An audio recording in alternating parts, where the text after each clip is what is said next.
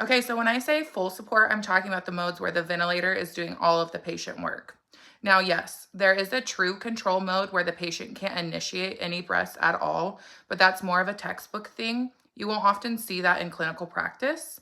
It's used for patients who are paralyzed or deeply sedated, but most ICUs are using assist control modes. So in this series, when I say full support, I'm referring to modes like ACVC, ACPC, where the patient can trigger breaths, but every breath is fully supported by the ventilator. We use full support modes when the patient can't breathe effectively on their own, like if they're sedated, apneic, or an acute respiratory failure. Let's start this off by talking about assist control, volume control, or ACVC. In this mode, you set a tidal volume and the exact volume is delivered with every single breath. It doesn't matter if the breath is triggered by the ventilator or triggered by the patient, they still get the full present volume every time. This is great when you need to control CO2, like in a head trauma patient or someone with respiratory acidosis who needs help blowing off the CO2.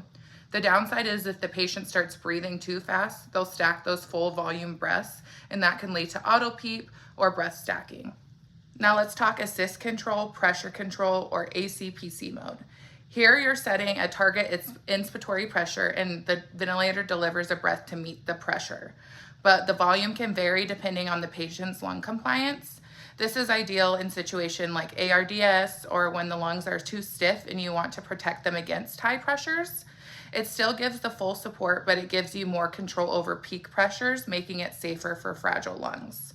It's often used in combination with lung protective strategies, especially in critical care. So to sum it up, ACVC, you're setting the volume, ACPC, you're setting the pressure.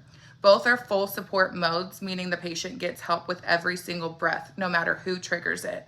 Next in the series, we'll dive into partial support modes like SIMV and how we start stepping back to let the patient do more of the work. Make sure you're following, and if you want cheat sheets, real world vent guides, and setting tips, make sure you check the link in my bio. I also have CSE, TMC, all types of study tools, so make sure to go look at it.